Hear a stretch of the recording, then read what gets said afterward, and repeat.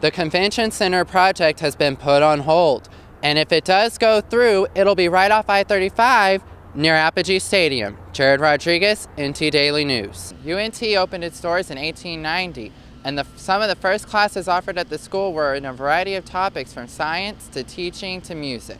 Gas prices are expected to remain low in the coming months, and that's great news for students. People used to look at signs like these with a sense of anger, but these same signs are giving people a feeling of hope. The average price of gas in Denton is $2.53, which is almost $1 less than last year. Experts say these lower gas prices are due to a decrease in demand. The lower prices are especially beneficial for students on a budget.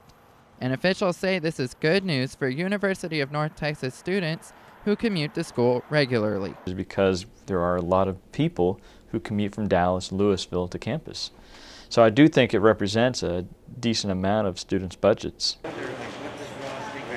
Gas isn't the only thing students spend their money on. Students also have to budget for their education. The average cost for a public in-state school is more than $22,000. Some students are sticking to their original budgets despite the gas prices falling. Pretty careful with my money. Last thing I want to do is just spend more just because I have more money. Lancelot Chiro says he budgets for expenses and for fun.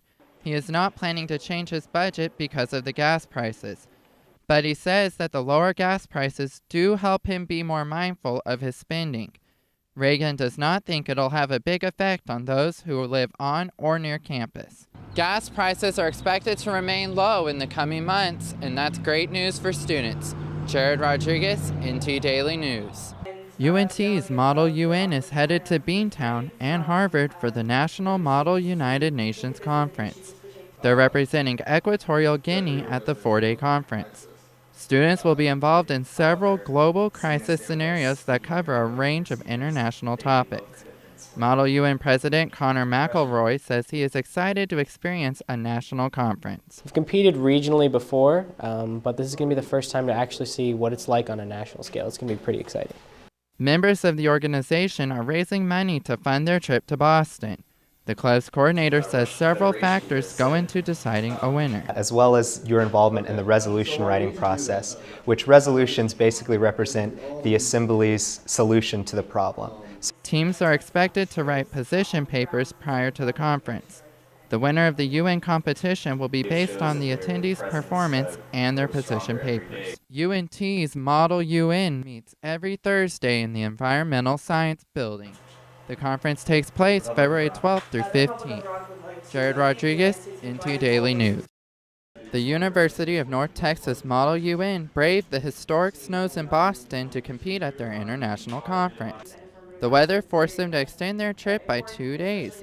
Joe Perez Broder says they had to walk in hazardous conditions to get to the conference, but adds it was a great experience. We walked through what the news was calling life-threatening conditions. So that was also part of the experience, lots of bonding in the harsh blizzard winds. UNT's political science department and alumni helped pay for their trip. Broder and Joshua Cheney are members of the committee that were recognized with an award. The group was honored with a verbal commendation award. Which was a really big deal because I believe, as far as I know, it was the first time that UNT's won an award at a major conference like the Harvard National Model United Nations. Cheney says the group was both proud and excited to win the award. UNT was only one of 5 state-supported universities to receive an award, and they were the only school from Texas to be recognized at the conference. Next year, perhaps there will be even more snow and many more awards. Jared Rodriguez, NT Daily News. Last week, our Sherelle Sangalo met and interviewed the Imam of Denton Mosque, Muhammad Fuad. They talked about how Islam is portrayed in the media. Sherelle is back with us today to share part 2 of her story about Islam and media perceptions. Sherelle? One Denton neighborhood has just incorporated a new feature with an old look. The speech will be held in the Chemistry Building on November 6th.